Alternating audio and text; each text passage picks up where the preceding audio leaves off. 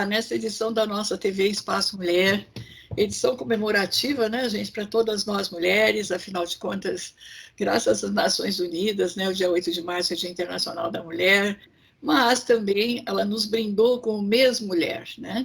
Então, o mês de março é tudo assim para a gente estar comemorando as nossas dificuldades, mas ao mesmo tempo as nossas alegrias que vão superando as dificuldades, não é mesmo? Nessa edição agora, nessa nossa entrevista hoje, será assim, de uma pessoa que eu admiro muito, em primeiro lugar, como trabalhadora. Ela também é uma grande empresária, gente, eu estou brincando. É uma grande empresária, uma advogada bastante, como é que eu vou dizer assim, reconhecida mundialmente, tá? Tem um senso muito grande de administração, tudo que ela faz dá certo, sabe? É uma maravilha que a gente teve na vida de conhecê-la. E são aqueles ícones, né, que nós mulheres aí vamos aprendendo com elas, tá? E hoje eu vou trazer de novo essa entrevista, reconhecendo ela como uma das mais notáveis mulheres em liderança, né, no país, praticamente, porque ela transita bastante, até internacionalmente, gente, tá? Que é a doutora Maria Inês Dolce. Meus cumprimentos, minha querida, como que está? Tudo bem? É isso, a saudação para quem estiver aqui nos assistindo hoje. Muito obrigada, muito bom dia, uma satisfação muito grande falar com todos vocês e agradecer a Elizabeth pela oportunidade de estar aqui conversando um pouquinho, né? Porque a conversa flui muito boa, eu gosto muito de estar aqui com vocês, principalmente sob a batuta da Elizabeth. Obrigada. Nós que temos essa honra e alegria outra vez, né? Mas as suas orientações jurídicas, elas são muito interessantes para todas nós, porque a senhora vai falando de uma forma simples e compreensível, né? Afinal de contas, nós não temos todas as certificações que a senhora tem.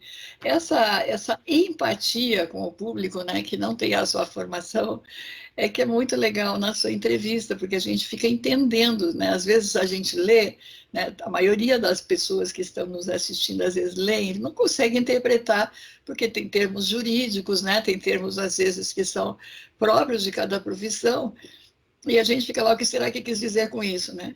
Mas a senhora é uma pioneira em todo o atendimento de direito de consumidor e de consumidoras, né?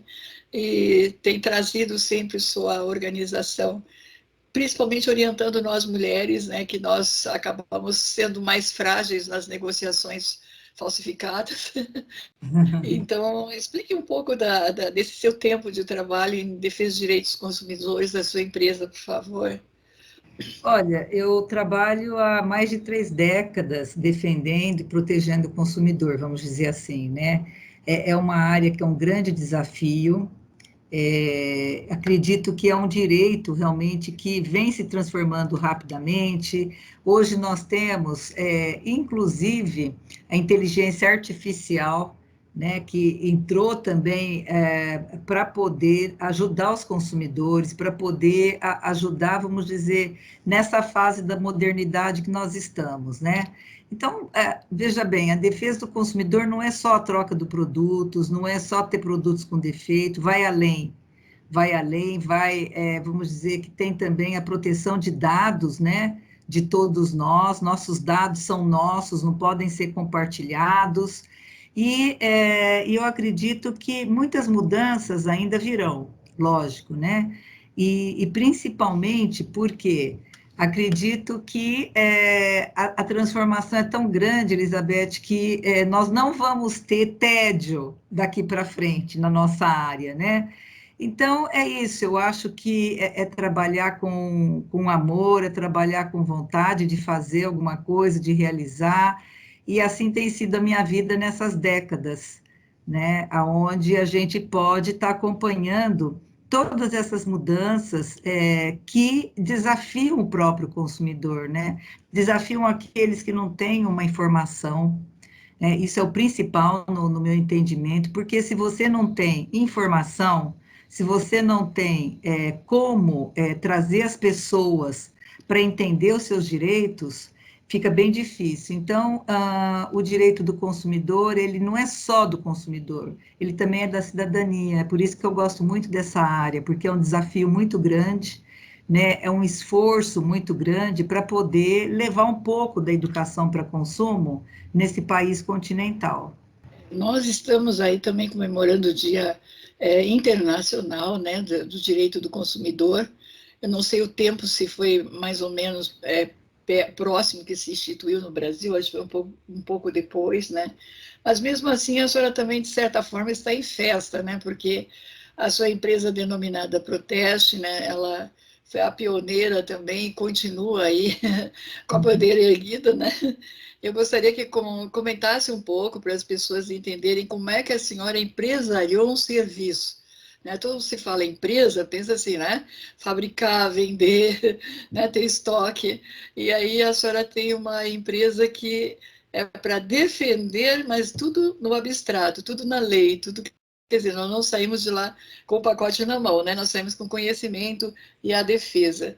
O que é a Proteste, quanto tempo e o que mais quer dizer para nós? Olha, eu vou dizer o seguinte, né? Eu passei por muitas entidades de defesa do consumidor, né, pública e privada. E, atualmente, eu apoio e presido a Consumare. A Consumare é uma entidade internacional, né, é uma entidade que reúne todas as associações da África da língua portuguesa. Né? Então, a Consumare, ela está em territórios, regiões administrativas de língua oficial portuguesa, ou com acordos especiais no domínio da preservação da língua portuguesa como um patrimônio histórico e cultural.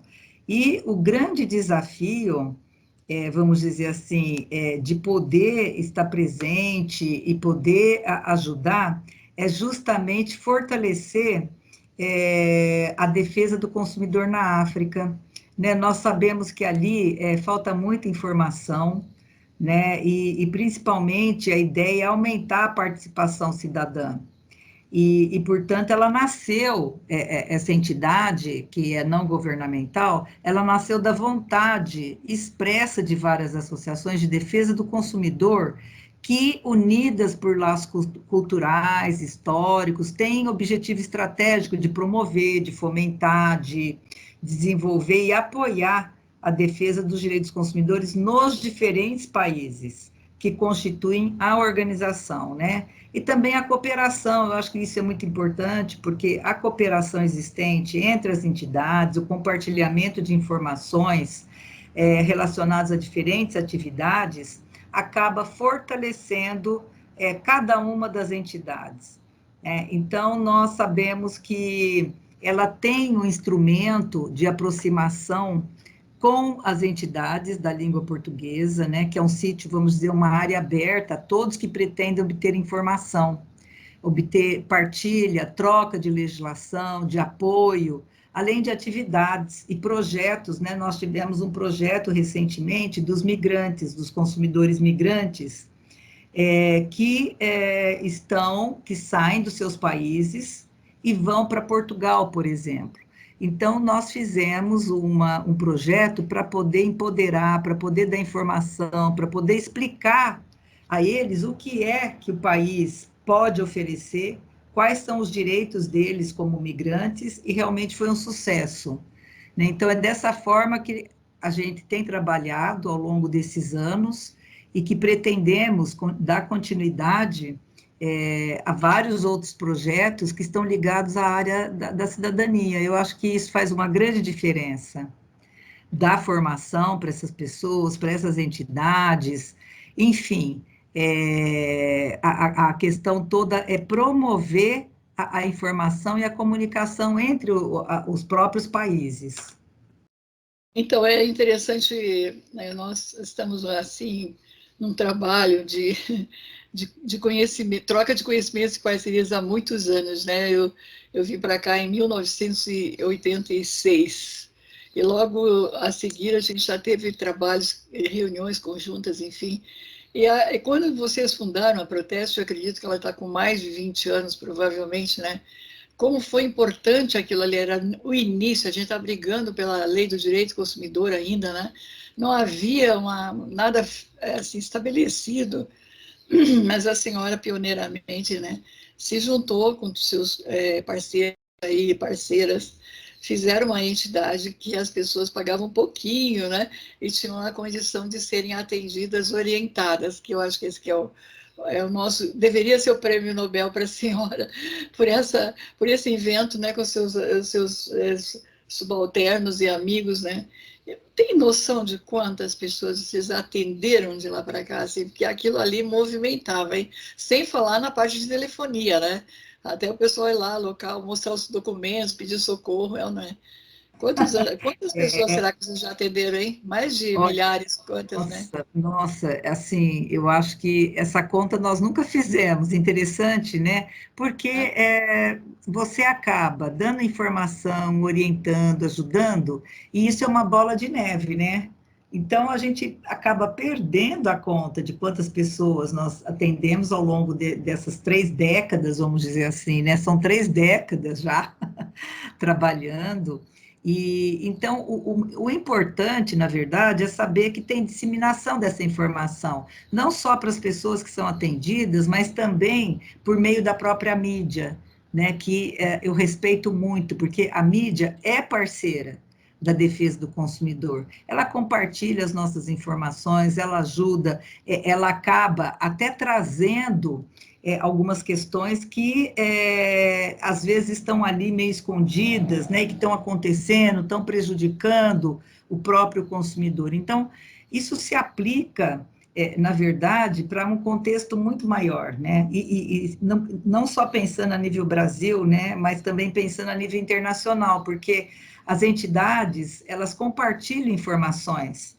Então, nós temos, por exemplo, compartilhamentos com as associações da América Latina, né? São muitas as associações que trabalham da mesma forma que nós trabalhamos, portanto, há uma sinalização, vamos dizer assim, de todas as nossas entidades para poder descrever situações de desrespeito dos direitos dos consumidores, dos legítimos interesses dos consumidores, e principalmente, uma coisa que é muito interessante, saber identificar as entidades reguladoras, fiscalizadoras são competentes, então tem que ter uma capacitação dessas entidades, dos seus funcionários, né? Dessas entidades que estão envolvidas na resolução, mediação de conflitos de consumo, que foi uma coisa muito nova lá atrás, né? Que nós tivemos oportunidade de trabalhar lá em 1980, 81, né, quando estivemos no Procon São Paulo, que foi uma grande escola para nós. Então, ali nós pudemos, inclusive, estar fazendo esse acompanhamento, essa mediação, que hoje já está transformado em mediação a nível de empresas e consumidores. Hoje já temos a arbitragem. Então, são coisas que acabaram, vamos dizer, nascendo do próprio trabalho que foi realizado, né? Então, esse apoio e esse reconhecimento dos direitos vem de longa data, portanto, existe uma motivação muito grande de todas as entidades que compartilham as informações, e a gente se perde do público atendido, do público que foi, na verdade, favorecido, e nos motiva para desenvolver ações, iniciativas, né, que levem as comunidades a um melhor conhecimento dos seus direitos. Então, nós não temos ideia realmente da população e de quantas pessoas que, ao longo desses anos, puderam ser beneficiadas. Cá também, né, gente? Aí é muito bom, porque é um peso, né? Tá aqui, ó, tudo isso aqui. Nós tivemos participação para melhorar a vida delas, né? Mas a senhora, além de tão importante e com muita sabedoria na sua área, com esse relacionamento internacional que é invejável, né? Nós não temos muitas advogadas aqui, não só em São Paulo, mas no Brasil, que tem essa sua capacidade internacional. A senhora está aqui, está em outro país, já, como disse, agora mesmo comprovou em mesas né, de negócios, de debates, para buscar soluções que são para o mundo, não é só para um único local, né? Agora, veja bem, nós temos aqui o direito dos consumidores, das consumidoras, como a senhora está falando há pouco, Mas eu procurei, sabe, dentro das metas do milênio, né, os objetivos do milênio, se havia alguma citação para esse caminho, dentro desses objetivos de desenvolvimento sustentáveis. E da autoria da ONU, né, a gente vai encontrar tudo, no meio de tudo, incrível, tem sim a busca continuada aqui né, pela defesa meta 12, né, que se refere a assegurar padrões de produção e de consumo sustentáveis. Vamos pensar na pessoa que é mais simples e não entendeu essa última frase. O que a senhora tem que dizer? Está na meta 12, assegurar padrões de produção e de consumo sustentáveis. O que quer dizer isso para quem é mais leigo, assim, não tem noção do que é? Quais garantias para essa pessoa? Bom, primeiro, é importante saber que a ONU, ela atende objetivos de desenvolvimento a nível de vários países, né? Porque esse objetivo da ONU, que são vários, se não me engano, 17, são desafios do nosso tempo, né? Então, o que que é a sustentabilidade? É cuidar melhor da vida de todos, é cuidar do planeta, encontrar, por exemplo, atividades que sejam atividades que não agridem o meio ambiente, vamos dizer assim, né? E também, ao construir a casa, também pensar numa sustentabilidade melhor, numa infraestrutura, aonde você não vai agredir o meio ambiente. Então, isso é bastante importante que as pessoas saibam, né? Porque outras também, vamos dizer, outros desafios, outros objetivos também existem, né? Que é a saúde, o bem-estar, né? Nós temos também ali dentro dos objetivos da ONU a educação, de qualidade. Então, são vários os objetivos que atendem ao próprio consumidor. Então, é isso que é importante que as pessoas saibam. E lógico que nós temos ali o que nós chamamos de, vamos dizer, ODS, né? Que a ODS são os Objetivos de Desenvolvimento Sustentável. Então, essa sigla mostra que a ONU, ela tem a longo prazo metas mundiais, né? Para que ninguém, por exemplo, fique para trás.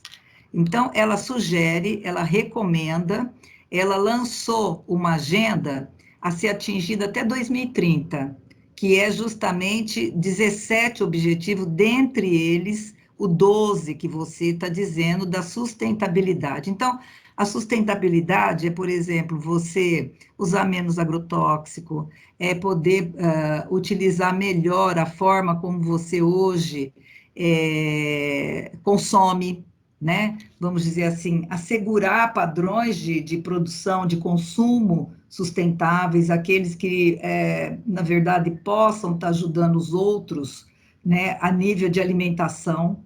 Então, esse 12 que você fala é muito importante, né? Porque nós temos produção, nós temos veículos que são construídos, nós temos uma série de produções que devem atender, por exemplo, a questão não só da própria sustentabilidade, mas do descarte, da forma como hoje está sendo feito, né? Então, são aqueles produtos, são aquelas produções que não vão agredir o meio ambiente. Então, quando eu falo que o nosso direito é um direito em transformação, uma das razões é essa, que é o consumo e a produção do que se faz no país, quais são os padrões, quais são as formas que hoje nós vamos trabalhar para que o consumidor continue tendo uma qualidade de vida, continue tendo, por exemplo, ali uma certa sustentabilidade no que diz respeito a toda a complexidade, né, dos negócios, dos projetos, que hoje nós temos. São mudanças que estão sendo feitas a nível internacional para que o consumidor ele não tenha ali alimentos que degradam, né, a sua saúde, que trazem problemas com a sua saúde. Então, é nesse sentido que nós falamos da sustentabilidade. É um conceito muito amplo, lógico, né? É muito, muito amplo portanto, é um ponto de atenção que a ONU está recomendando para que as pessoas possam, por meio de parcerias, implementar, para que possam, então, buscar, proteger, promover ecossistemas, gerir de forma sustentável, por exemplo, as nossas florestas, enfim. Então, é reverter a situação hoje que nós temos da perda da biodiversidade. Então, quando nós falamos nesse consumo sustentável, a gente tem que pensar nos outros objetivos também, né, da ONU, para que haja ali a promoção de um uso sustentável desses ecossistemas terrestres. A resumir assim para quem está nos escutando, né, que a gente está falando ODS, os Objetivos de Desenvolvimento Sustentáveis, desde o do 12, né, na parte 1, tá, ela vai até o 4, no mesmo conceito que ela passou para nós. Depois nós vamos encontrar também a ODS 12, da 5 até a 8, é muito importante a forma como estão agregadas as informações ali de aprendizado, né? E também temos as ODS que vão de número 12A, 12B até A, né? Então, e tem a ODS 12C1, né? Tudo isso são sistemas que estão abordando diretamente ou indiretamente, né, o nosso direito de consumidores. As pessoas, às vezes, professora, não sabem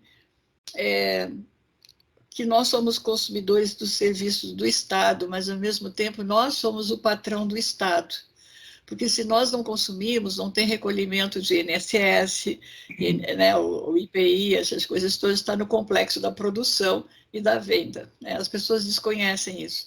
Então, esses impostos que as pessoas não veem, é que sustentam a máquina do Estado. Então, a democracia é muito interessante no conceito que é o governo do povo, pelo povo, para o povo, né? Quando nós, é verdade, né? Nós produzimos sem saber quando consumimos. Quando nós estamos consumindo, nós estamos fazendo agregar os impostos para o Estado, esses impostos é que vão gerar a máquina, pagar tudo, até uma máquina para abrir uma estrada, até porque caiu não sei o que, você tem que consertar, né?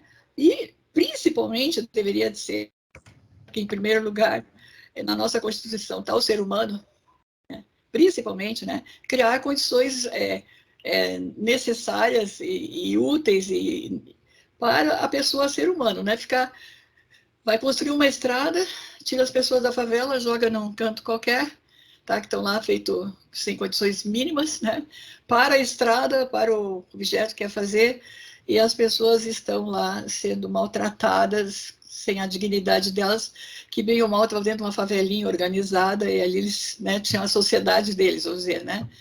E eu acho que é um desconhecimento muito grande assim, quando a gente compra um copo d'água, está contribuindo com o imposto.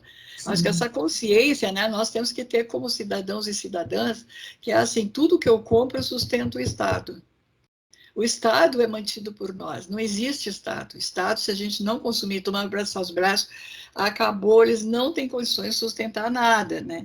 Eu acho que a está muito interessante que as Nações Unidas colocam nesses artigos, né? E nós temos, eu estou solicitando a senhora falar um pouco do artigo 35, né? Mas que, resumindo, né? Eu acho que nós temos que criar uma consciência que a pessoa entenda, ela não é dependente do Estado, o Estado é dependente de nós. Porque se nós não consumirmos, nós não trabalharmos, até a lâmpada que você deixa por excesso dentro da sua casa, você está dando mais lucro para o Estado, não para você mesmo. Você está desembolsando uma conta, né, de uma iluminação que você não está usando no momento, né? Então, eu acho que esse sentido, que eu acho talvez assim mais de economia pública, vou dizer, para a população, né, criar um sistema que entenda isso, né? Que não é, você não está devendo favor para ninguém. Se você não consumir, o Estado quebra. Se todos cruzarem os braços daqui para frente, não vão comprar mais nada, como é que eles vão se sustentar se vivem de impostos, né? Eu acho que aqui, se a senhora puder, né, orientar mais, caso precise, né? Eu acho que nós temos que criar essa consciência, a pessoa tem que ter, como é que se diz assim, um background assim, que ela é importante na cadeia, ela não é o fim da cadeia, ela não é o lixo da cadeia, ao contrário, quando ela está consumindo, ela é a topo da cadeia.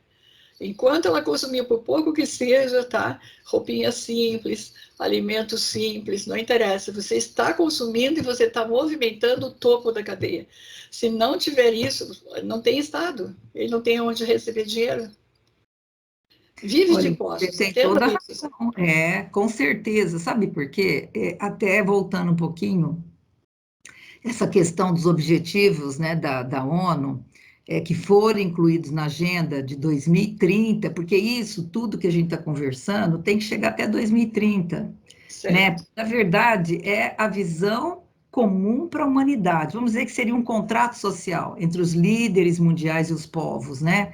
Então, é uma lista de coisas que a gente tem que fazer em nome dos povos, do planeta, e ter um plano para que isso aconteça. Então, quando você consome, você tem que saber de que forma você está consumindo, né? Então, essa agenda é uma agenda ambiciosa, ela tem várias dimensões, vamos dizer assim, de desenvolvimento, como você mesmo estava falando, de um desenvolvimento sustentável, né? O que é o desenvolvimento socioeconômico, ambiental, mas tem que promover a justiça, a paz e as instituições eficazes. Então, os objetivos, ele tem como base os progressos, as lições, né, que são aprendidas, vamos dizer, com outros objetivos de desenvolvimento para esse milênio, né, que já tinha sido estabelecido lá atrás, em 2000, 2015, que são fruto de um trabalho do governo de cada país e dos cidadãos de todo mundo. Então, veja bem, para nós, da área da defesa do consumidor e cidadania, a mobilização, capacitação dos cidadãos é fundamental. Por quê? O cidadão, ele acaba sendo bem orientado, recomendado, né, para direcionamento de certas compras, e ele, na verdade, ele tem que ter um comportamento de consumo que se transforme, que se torne, por exemplo, um objetivo lá da ONU, vamos dizer assim, né? Aonde a gente deve verificar melhor nossos hábitos de consumo, incentivar mudanças para assegurar padrões sustentáveis de produção, de consumo, né? Então, o consumo e produção, eles caminham juntos, né? Eles têm que ser sustentáveis, eles visam mais e melhor com menos, vamos dizer assim, né? Tem que promover, por exemplo, a questão do recurso e da energia, infraestruturas produtivas. O exemplo, por exemplo, da energia, hoje nós temos aquelas placas, né, que estão amplamente sendo divulgadas, colocadas nas casas para poder captar a luz solar, para poder gastar menos energia. Isso sim é uma produção, é um consumo sustentável, né? Porque promove a eficiência dos recursos que nós temos, né? Que é o Brasil, como nós sabemos, é tropical, nós temos que aproveitar essa energia solar, as infraestruturas que nós temos, né? Os serviços básicos, empregos verdes adequados a uma melhor qualidade de vida. Então, é nesse sentido que nós temos que trabalhar muito, apesar de pagar impostos, nós temos que cobrar do governo, nós temos que acelerar parcerias, ter estratégias, né, para poder implementar tudo isso que nós estamos conversando, e é nesse âmbito todo que nós temos que discutir, né? Nós temos que discutir, nós temos que implementar, nós temos que começar a entender do que se trata essa questão do consumo, da sustentabilidade, da cidadania, né? Portanto, esse objetivo de desenvolvimento sustentável da ONU vem agregar as mudanças dos nossos comportamentos, né? Então, o que a gente espera? A gente espera que o cidadão hoje consuma menos, com mais qualidade, que possa aproveitar os recursos que nós temos naturais, né? Nós temos terras que podem ser bem mais utilizadas para poder fazer plantios, né? Nós temos condições suficientes de poder dar comida para todo cidadão. Então, nós temos que aproveitar o que nós temos, aproveitar a nossa natureza, aproveitar as nossas condições climáticas, oferecendo, na verdade, uma melhor qualidade de vida para todos nós, né? E é nesse sentido que é muito importante a gente estar hoje discutindo isso. Eu até espero que essa conversa ela possa agregar, né, agregar muito essa nossa mudança, né, para assegurar esses padrões sustentáveis que nós estamos conversando, e começar a alertar que o planeta ele tem bens finitos e que nós temos que começar a repensar o modo como nós desperdiçamos, de que forma que nós utilizamos, né, as compras que nós fazemos, será que é necessário? Será que nós precisamos estar gastando tudo que é gasto? Será que nós não podemos, por exemplo, alterar nossos hábitos, né, até alimentares? Então, é muito importante essa conscientização da população, né? E é nesse sentido que o nosso trabalho vem sendo feito para mudar, para transformar o cidadão, o consumidor, numa pessoa que possa ter aí a qualidade de vida, trabalhando, lógico, né, junto com governos, cobrando, fiscalizando, para que nós possamos juntos atingir esse objetivo da ONU. Perfeito, eu acho que ficou bastante inteligível, né? Expandiu o tema de forma compreensível, que é para as pessoas entenderem a importância delas no contexto, na sociedade. Por mais simples que uma pessoa seja, foi lá, comprou um pacotinho de café, ela está contribuindo para a economia do país. Acho que é essa consciência que a gente tem que ter daqui para frente, né?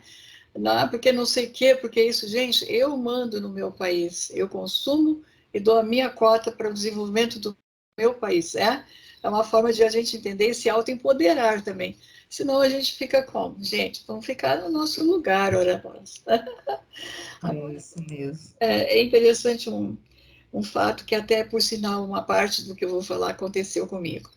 Né? O problema é o consumidor, a pessoa idosa consumidora. Né? É uma coisa tão agressiva que está ocorrendo em alguns lugares, que você chega e diz assim, não vou te atender, não posso te atender. Por quê? Porque eu não posso atender uma pessoa idosa, você está aqui sozinha, você tem que ter alguém responsável. Ora, tenha santa paciência. E a pior piada que eu recebi recentemente foi de uma senhora que, de certa forma, até tem uma cultura, digamos assim, adequada, né? Ela disse que um delegado, ela foi conversar com um delegado sobre uma situação X, se essa mulher tem que ser interditada. 75 anos, não pode trabalhar mais. Não sabe mais o que está fazendo com 75 anos, cuida só. Tá? Perícia, para ver se ela está funcionando bem, o sistema dela, para poder até querer acreditar no que ela fala. Olha, bom, aí ele não cometeu um crime, né, doutor? Ele cometeu vários, já começou por aí, né? E a pessoa, obviamente, que tem que entender uma coisa, quem se cala consente. Se você ficar quieto diante de um crime e você se omite, você é tão criminoso quanto, certo? Porque você não está fazendo o rebate. A lei é essa, isso você não pode fazer, e enquadrar o camarada. Não existe ninguém com um cargo que não possa até ser preso por um consumidor, gente. Nós, cidadãos sozinhos, nós podemos dar voz de prisão para quem está fazendo algo errado dentro do cargo dele. Ele não está lá para isso. E uma coisa que isso eu fui aprender lá anos atrás, né? Que a gente fez estudos aí bastante grandes, incluindo os da ADESG, né? A gente precisa entender o nosso poder de cidadãos e cidadãs. Se uma pessoa é autoridade, entre aspas, e está fazendo uma coisa tão fora da lei, agredindo a pessoa idosa, que é um crime de direitos humanos, que ele não viu, não sabe quem é, não fez teste, não fez nada, entende bem? Está anulando tudo isso por uma loucura na cabeça dele, porque ele não tem nenhuma prova sustentada para isso, né? Está agindo com discriminação, com violência, com ódio, impedindo a pessoa de exercer seus direitos. Pensem bem, tudo isso, se ponham no lugar. Esse senhor com esse cargo público, pago com o dinheiro do povo, vamos dizer que nós sustentamos o Estado, né? Ele tem o direito de permanecer no cargo ou ele é um incapaz para o cargo? Quando nós temos alguém que seria autoridade, ele age como um moleque, né? Então, nós somos consumidores do Estado também, doutora, no atendimento. O Estado tem a obrigação de nos atender, e principalmente nós somos pessoas idosas. Fazer um negócio desse é um crime absurdo, de violência muito grande. Ele não está preparado para isso, não pode colocar ninguém numa situação dessa, que, para mim, quem precisa de um exame psiquiátrico e ser aposentado por doença mental é ele. Porque ele está atacando uma pessoa que ele nem sabe, nem viu. Na verdade, essa discussão é uma discussão enorme, né? Porque você precisa analisar a capacidade desse idoso. Mas o idoso, ele está protegido em todos os sentidos, né? Por exemplo, ali na Constituição Federal, né? Ele está protegido pelo Estatuto do Idoso, ele está protegido, na verdade, também pelo Código de Defesa do Consumidor. O idoso, ele apresenta características que o fazem ocupar uma posição de maior fragilidade, né? Vamos dizer assim, no mercado de consumo. Então, essa vulnerabilidade, ela se acentua, vamos dizer, mais no idoso, quando existe aí, é isso que tem que ser analisado, a redução das habilidades físicas, intelectuais, se a pessoa está ou não apta a trabalhar, a redução de habilidades físicas ou intelectuais, às vezes até atrapalha um pouco, né? Mas isso tudo tem que ser analisado, a catividade em relação a alguns produtos, serviços no mercado de consumo, por exemplo, medicamentos, né, que eu coloco em situação de dependência, mas é muito importante que, apesar da fragilidade, ele tenha capacidade ainda, né, intelectual, ele ainda tem as noções básicas para continuar trabalhando. Vamos dizer assim, apesar dele ser hipervulnerável em algumas situações, ele tem ali que, vamos dizer que a Constituição, ela exige que o idoso ele tenha um lugar na relação ali de consumo de cidadão, né? Onde tem o princípio da igualdade. Então, ele merece tratamento adequado. Agora, lógico que cada caso é um caso, né? Nós temos situações, por exemplo, que houve necessidade de interdição, porque a pessoa, ela gastava muito, né? Em todos os sentidos, ela conseguia obter créditos em todas as instituições, ela estava devendo muito mais do que recebia, mas não era pouca coisa, era uma coisa absurda, portanto, essa situação às vezes leva a uma interdição da família, mas não que ele não tenha ali a devida proteção, o devido respeito, não, tem que ser avaliado portanto, não existe nenhuma lei, além dessas que nós temos, que protege o cidadão. A própria Constituição, o próprio Código de Defesa do Consumidor, o Estatuto do Idoso, então há uma necessidade, sim, dessa proteção do hipervulnerável, porque hoje o consumidor idoso já é hipervulnerável, né? Por quê? Porque tem muita publicidade, ele é direcionado para compras que ele não pode estar fazendo, ele é direcionado para algumas situações em que ele não está entendendo o que está acontecendo, porque a sociedade se transformou demais, né? Então, existe sim uma relação direta desse cidadão com a própria Constituição, e tem que se analisar também a proteção desse idoso e a garantia da sua dignidade.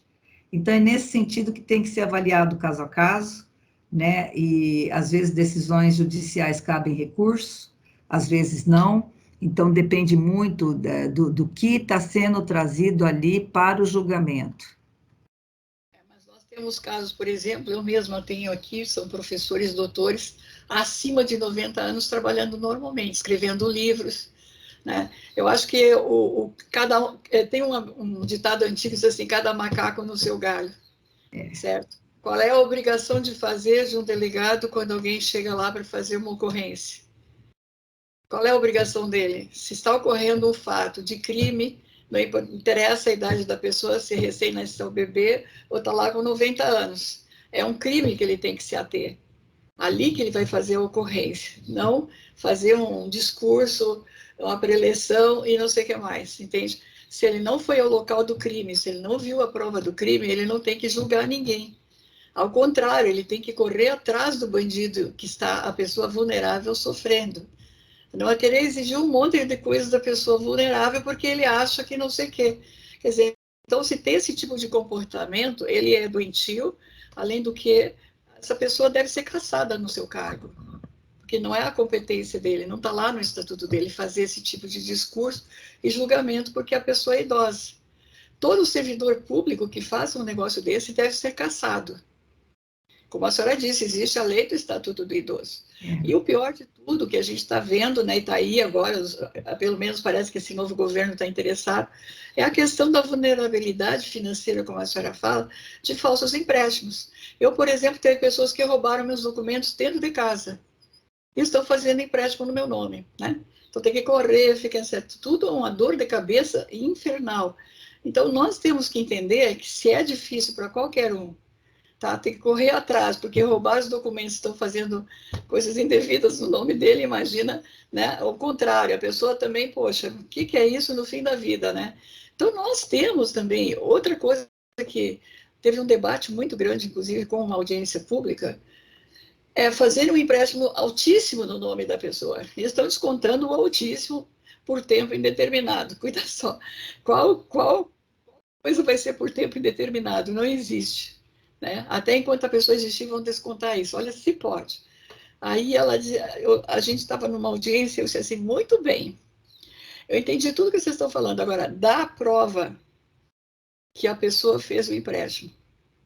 Tá? Porque vocês gravam, doutora, eles gravam na mente do aparelho, tá? Meu nome é não sei o quê, olha lá, olha, fica com a íris, tá? Agora diga de novo, agora não sei o quê, fica com a tabinha, assina, deu errado, assina. Deu errado, assina. Bota o dedo aqui, não, deu errado, assina. Bota o dedo de novo. Sabe quantas vezes? Nós estamos também numa coisa muito grave, que é a fraude digital, né? Então, nós temos que ter hoje, eu acho, não só no direito do consumidor, tão bonito tudo como vocês fazem até agora, mas nós temos que criar centros periciais, sabe? Ter perícias em centros, assim, sabe, para a população. Por quê? Porque se dizer isso, pagar um perito para poder ainda se defender, não é o correto. A pessoa está sendo enganada, é obrigação do Estado dar a perícia. Ou não? Tem que haver, essa perícia é importante, né? Principalmente, assim, esses empréstimos que são feitos, tem uma grande discussão, né? Por exemplo, o banco, ele tem que analisar o empréstimo que ele está fazendo. Esse caso que eu citei, de empréstimos múltiplos, não foram analisados, né? Então, não há, por exemplo, impedimento para um aposentado, para um cidadão fazer empréstimo acima de 80, né? Nem restrições que definem o limite, né, para créditos consignados. Então, são os bancos que colocam as suas regras. E, em geral, os bancos seguem algumas regras de idade, aonde você não pode mais estar fazendo empréstimo, você não pode mais, por exemplo, estar financiando, né? E, portanto, isso tem que ser levado em conta. Tem que ser levado em conta, por quê? Porque existe um limite, né? Nós sabemos aí um limite, e, portanto, da pessoa, de poder estar vivendo, de poder estar pagando, então tem que analisar os riscos, e os bancos analisam os riscos, né? Agora, não há, então, essas restrições, até para cartão de crédito, não há, sim, uma restrição, mas o idoso hoje está vivendo, tem qualidade de vida mais do que há anos atrás. O idoso ainda está produtivo, né? Você citou, por exemplo, o idoso de 90 anos escrevendo livro, isso é maravilhoso, entendeu? Porque poucos chegam nessa idade com essa cabeça e com essa vontade, né, de poder estar ainda deixando uma contribuição. Então, o que tem que ver é o seguinte: enquanto o idoso está produtivo, ele tem sim os seus direitos resguardados, ele tem toda a possibilidade de estar ainda no mercado, de certa forma, né? Portanto, ele está protegido em todos os sentidos. E é aí que tem que analisar caso a caso, porque há pessoas que não têm condições, que acabam sendo afetadas, né, no seu equilíbrio, acabam tendo aí as suas reduções, vamos dizer, salariais, acabam tendo a sua mobilização comprometida. Então, é isso que tem que ser analisado, né? Tem que ser analisado, tem que ser investigado, não é dar uma sentença proibindo de fazer isso ou aquilo, de não trabalhar, não. Tem que ser analisado, sim, essa capacidade, e esse idoso tem que ser aproveitado, né? Porque enquanto a cabeça está funcionando, o corpo acompanha. Se a cabeça não funciona mais, o corpo também não vai acompanhar, né? Então, aí É. nós vamos ter uma situação muito ruim, né? Além do que, parece-me que esse atual governo que está aí tentando acertar as pontas, né? Eles estão muito preocupados exatamente com esse excesso de empréstimos consignados, porque estão praticamente entendendo que está tendo fraude com as pessoas idosas. Por que, que eu falei, diz isso, não deu certo, faz de novo, não faz de novo? Bom, se a pessoa obriga, coitadinha da pessoa, 5 vezes fazer a mesma coisa, e fez, assinou e deu um empréstimo, ela ficou com informação para 4 novos empréstimos dentro da máquina, concorda ou não? E a pessoa não está presente, quer dizer, tá? Então, o processo de fraude está exatamente nesse momento, quando você pode estar até acompanhada, entendeu? Vai ter até um advogado do lado, e o indivíduo do outro lado diz que não funcionou, faça tudo de novo, assine outra vez que não deu certo, ponha novamente a sua digital porque não deu certo. Não é que não deu certo. Eles estão fazendo várias, como é que se diz assim, cópias, né, dessa situação. Quer dizer, ali não tem data, ele vai usar quando? Como é que a gente vai saber? Então, o que, que nós matamos um pessoal numa audiência? Prove o depósito. Se você não provar que depositou, dia, a hora que deu a prova, qual foi o banco que depositou? Não tem a prova de que depositou o banco. Vai. Você está descontando um negócio que é consignado, que tem que ter um depósito no momento que foi assinado. Cadê o dinheiro? Tem Entende? que ter um Então, temos que contrato, ensinar as né? pessoas. Hã? Tem que ter um contrato para que se possa se basear. Essa questão da fraude e tudo mais vem de longa data, De vem de digital mais que está de, agora, né, doutora? porque houve, na verdade, anos atrás, a facilidade de se obter empréstimos. Então, as pessoas começaram a buscar empréstimos, começaram a se endividar, anos se passaram, né, e logicamente que foi alterada essa lei, até para poder proteger o próprio tomador de empréstimo, né? Então, hoje o INSS ele tem que estar verificando quantos empréstimos estão sendo feitos, tem que analisar coisa que não era feita antes, tinha muita fraude, né, de parentes, de amigos que Continua, né? contratavam nomes, né, ainda continua, mas tudo isso, nós entendemos que os bancos, INSS, as empresas, elas têm que estar acompanhando, tem que estar acompanhando quem é que está pedindo empréstimo, tem que ter ali. Hoje nós temos, por exemplo, a gente falou no começo da inteligência artificial, sim, que pode colaborar, inclusive, para poder estar fazendo esses registros, para que o cidadão não seja prejudicado. Então, é essa a ideia de estar fazendo um bom acompanhamento, né, de todas essas áreas, principalmente na área em que o idoso está mais vulnerável, né? Ele está, vamos dizer assim, vulnerável no sentido de que ele acredita mais no que as pessoas estão falando, né? Então é por isso que ele tem que ser protegido. E a gente Eu queria espera, então, a gente espera que essa situação mude, né? Com esses acompanhamentos de inteligência artificial e tudo mais, para que o idoso ele não tenha esse tipo de aborrecimento, esse tipo de problema que acaba, inclusive, causando mais problemas à sua saúde. o que é muito boa essa discussão, doutora, porque se fala né, em todo o planeta, não sei o que mais, tem a parte, inclusive, que pega com a área de pessoas idosas, mas não adianta a gente fazer uma coisa teórica sem a prática, a gente está falando da parte prática, tá? O que todas as autoridades, nesse momento, que tenham acesso ao que nós estamos falando, precisa mudar a lei, tá? Porque quando você vai colocar para descontar da pessoa, tem que ter a prova que tem o depósito no banco, no nome dela. Então, Exatamente. Então, essas a, provas a são falha está aí, importantes. a falha está aí, né? Faz tudo simulado e não tem como provar que entrou na conta da pessoa, e daí? Se não Tá? entrou na conta da pessoa, é uma fraude. Exato. Contabilmente é isso, não é isso? Tem que ter as provas, por isso que tem que saber de que forma que está sendo contratado, não deve contratar por telefone, não deve contratar por meios onde as provas não existam, né? E Isso. veja bem, e às vezes as pessoas até vão ali e vão, ao invés de ir no presencial, ligam, né, ou entram ali no aplicativo do banco e já fazem o seu empréstimo. E é isso Isso. que acaba atrapalhando, mas tem que tirar sempre um print, sempre tem que ter as provas, que é o que vai valer, né? É o que vai valer. E assim, quando você faz virtualmente, a prova que você vai ter é justamente o acesso que você está tendo.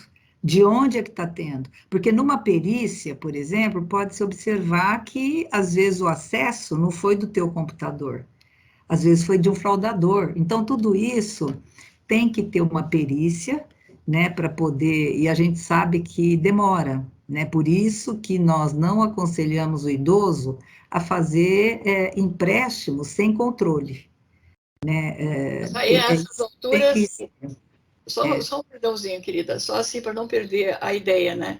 O que a pessoa tem de prova a favor dela é que tem que ter o depósito na conta dela. Não é porque fizeram e estão descontando, tá? Para descontar, tem que ter o depósito na conta dela. Se não existe no banco o depósito, a operação foi fraudada, né? Porque aonde mais você vai conseguir dizer que é uma fraude é exatamente isso. Porque se você vai fazer um empréstimo, você dá sua conta bancária, vai para dentro da sua conta bancária para depois ser descontado. Agora exato, estão descontando e não tem na conta bancária. Então, é uma grande de uma fraude. E aí as autoridades também que já estão mexendo atualmente aí em Brasília têm que pensar nisto, tá? Que forma isso pode ter, entende? Que bloqueie até mesmo quando não tem, né, diretamente depósito na conta da pessoa idosa. Que eu acredito que é mais um processo de auditoria no que está acontecendo do que, né, permitir isso continuado. São milhões de pessoas enganadas. Isso é que é o sim, terror que eu acho que temos aí, né? Mas, minha é, querida, essa proteção, então, do idoso, ela também faz parte dos direitos do consumidor, né? Porque é idoso, mas é consumidor. O que, que a gente pode falar mais sobre isso também? Então, a idade não nos impede de continuarmos a ter o direito do consumidor, seria isso? seria isso mesmo, a idade não nos impede, a menos que haja problemas, né, relacionados à saúde do próprio consumidor. A fragilidade está ligada a essa questão toda, né? Então, é muito importante que o idoso, ele seja acompanhado sempre, né, principalmente nos empréstimos que ele vier a fazer, e lembrando que empréstimos para a família nem sempre é uma boa coisa, porque às vezes a família não paga o idoso, né? Isso tem muitos casos assim. Então, o dinheiro cai na conta do idoso e ele é direcionado para outra conta da família, de parentes, de amigos. Então, é esse cuidado que tem que ter. O idoso, ele está protegido, sim, pela Constituição, pelo Estatuto do Idoso, pelo Código de Defesa do Consumidor, mas sempre tem que ter provas de tudo que ele compra, de tudo que ele acaba contratando, né, para que não tenha nenhum tipo de problema. E lógico, né, eu volto a dizer, cada caso é um caso, nem sempre é simples como a gente gostaria, mas por isso que existem as leis para proteção, mas também o consumidor, o cidadão, ele tem que fazer a sua parte, né, de tomar o cuidado devido, de estar se informando antes, de não estar entrando, vamos dizer, numa roubada, né, que depois ele não consegue sair.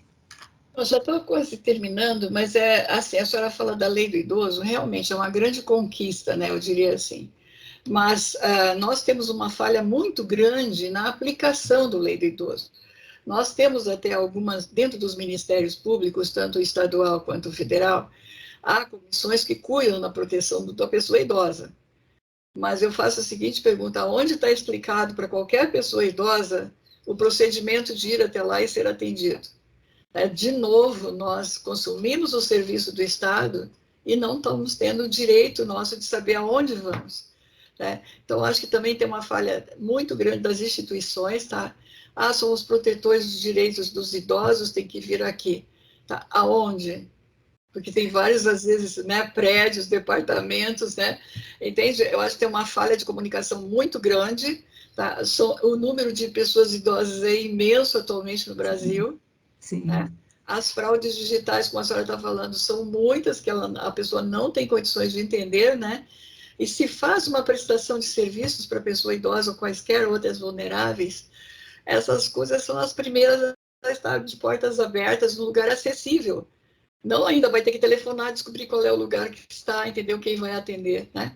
De Tem que ser novo, melhor divulgado, né, também, os meios, né, os sim, telefones sim. para contatos, né, E as e advocacias deveriam de colaborar com isso, né? Não sim. precisa ganhar sempre, né? Poderia fazer uma área social, divulgando para as pessoas o procedimento, de ir direto ao Ministério Público, de lá já partirem para uma investigação com os delegados, quer dizer, teríamos uma agilidade muito grande combatendo os crimes digitais, inclusive, né? Ou não? Olha, tem que ter muita informação, né? Tem que ter muita informação para o idoso. Outra coisa também, existe sempre a possibilidade do idoso estar reclamando, né? Tem a Secretaria do Idoso, por exemplo, que pode, né, o Conselho Estadual do Idoso, que sempre pode ser acessado. Tem telefones para o idoso reclamar, né? Sempre tem, por exemplo, até a gratuidade no transporte, o idoso não foi respeitado, não teve a gratuidade, tem que fazer queixa, né? Porque existem postos de fiscalização nas rodoviárias, tem os telefones, né? Aqueles 0800 que pode se fazer a denúncia, e então tudo isso tem que ser bem informado. A empresa, por exemplo, né, de transporte rodoviário que não fornece bilhete ou negado a desconto, tem multa, mas o idoso tem que reclamar, né? Tem que reclamar para que isso aconteça, para que as empresas sejam multadas. E outra coisa também, os idosos, em todos os casos, isso é importante, terão que comprovar que eles têm mais de 60 anos, né, para apresentar uma carteira de identidade, às vezes a necessidade de uma comprovação de renda, né, para algumas questões. Então, o idoso, ele tem que também buscar a sua proteção, saber ali onde reclamar, ter o número, o 0800 sempre à disposição para poder estar fazendo denúncias, né? E a gente sabe que, por exemplo, as denúncias até de violação, né, de direitos humanos contra pessoas idosas, aumentou. O ano passado, por exemplo, nós tivemos mais de 35 mil denúncias de violações de direitos humanos contra pessoas idosas, né? Então, tem ali, isso foi constatado por meio do Ministério, né? Do Ministério que oferece um número que as pessoas podem acessar. Agora, essas denúncias de violações e tudo, elas podem ser feitas, inclusive, de maneira anônima, né? Existe ali um número, eu acho que é o 100, se não me engano, que recebe as ligações 24 horas, né, por dia, e as denúncias são aceitas pelo Brasil todo, né? Então, existe sim essa possibilidade, existe aplicativo, é saber utilizar, e deve ser bem utilizado para ser protegido. Isso. Bom, eu, em primeiro lugar, já muito, assim, eufórica, agradecendo, né? Eu sou a eterna gratidão aqui, mas a senhora vai com a calma, com uma didática, né? E fica acessível para todo mundo. Eu provoquei um pouco também, né? Porque as pessoas esquecem. Vá aí e veja a estatística de quantos milhões de pessoas idosas. E calcule que se você todo dia tivesse R$ 1 delas, qual seria a sua fortuna? Quando as pessoas estão abusando das pessoas idosas, com pouco ou não, está trazendo um transtorno para a vida dela, né? Está pensando que está enganando uma pessoa idosa, né? Olha que pessoa vexaminosa, né?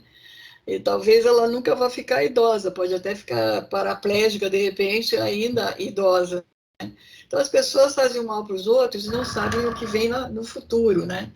Então é muito triste ver isso, né? Eu vi coisas assim já na minha vida. Eu vi um espetáculo dentro de um banco, que é uma coisa surreal. A senhora idosa chega passando mal, pede para ir ao banheiro. Não deixam ela entrar. Imagina o que aconteceu. Ela, coitada, não tem como segurar eternamente a situação dela. Então, o vexame dela, ela chorava feito criança. a vergonha. Mas a falta sinceramente, doutora, é de pegar assim e fazer um escândalo, porque o que custava abrir a porta para a senhora para ir a um local adequado? Né? Então, nós temos muitas coisas erradas dentro de bancos, que a gente está falando sobre isso, tá? Que querem ficar com todo o dinheiro, um monte de trambique, de trambocas, como eu digo, né? E não tem uma assessoria para atender esse povo, porque poderiam deixar um departamento com pessoas especializadas só para atender essa maioria quase que vai fazer os empréstimos consignados, né? Então, nós, quando estamos falando em qualidade de vida, em ODS, não sei o que mais, desenvolvimento sustentável, entenda que uma pessoa idosa pode viver ainda 10, 20 anos contribuindo com o imposto de renda, começando por aí, né? Então, é isso. Agora, para finalizarmos, né? Gostaria que a senhora dissesse se a senhora faz palestras, qual é o procedimento, né? Que tipo de palestras, onde, né? E daí nós já vamos estar praticamente encerrando. Não sei se ela está com livros editados também, que queira estar informando para nós, tá bom? Olha, sim, dou palestras em várias áreas, né, ligadas à defesa do consumidor e cidadania. É só colocar o meu nome, Maria Inês Dolce, no Google, que vocês vão me encontrar, né? Portanto, eu me sinto assim bem privilegiada de poder estar falando com você, né? A linguagem é tão gostosa, né? Essa conversa tão gostosa, flui tão bem, que eu tenho um agradecimento, um respeito muito grande por você, Elizabeth, né? Espero continuar podendo contribuir, né? E eu agradeço muito esse bate-papo, que foi fantástico. Muito obrigada. Nós aqui temos que agradecer. Aí a senhora deixa os seus contatos também, né? Parece-me que ainda continua atendimento à população aí naquela outra tipo ONG, né, que vocês têm. Aí se quiser divulgar também fica às ordens, tá bom? Nós aqui temos que agradecer muito, né? E a todas as pessoas, né, homens, mulheres que tiveram a oportunidade de estar aqui assistindo e aprendendo, né? Entender que um dia também poderão ficar idosos, né? E a preocupação hoje com seus pais, com seus, né, parentes, enfim, amigos que já estão idosos, é construir o futuro de vocês no bom atendimento, mexendo agora, né? Tentando resolver agora, não é mesmo? O hoje, o aqui e agora, tá bom? Um grande beijo no coração, até a próxima nossa edição, né? Vai ser um abraço a todos e a todas aí. Estamos encerrando, né, o mês das mulheres aí com as nossas, na Organização das Nações Unidas. Aqui deixo o meu abraço e provavelmente o seu para a ONU Mulheres, né, que a senhora também gostaria até de estar conversando mais com elas sobre essa questão de direito do consumidor, né? E também a nossa representante do UNODC, que ontem eu fiquei descobrindo que ela também faz todas as investigações de crimes cibernéticos, além de droga, tráfico de influência, corrupção, enfim. É considerada a mulher mais sábia do mundo, que está aqui no Brasil para cuidar dessas áreas, tá? Fica em aberto para quem quiser conviver e ter as palestras dela também. Gente, um grande beijo, muito obrigada, professora doutora Maria Inês Dolce. Um beijo, gente, até a próxima edição. Tchau.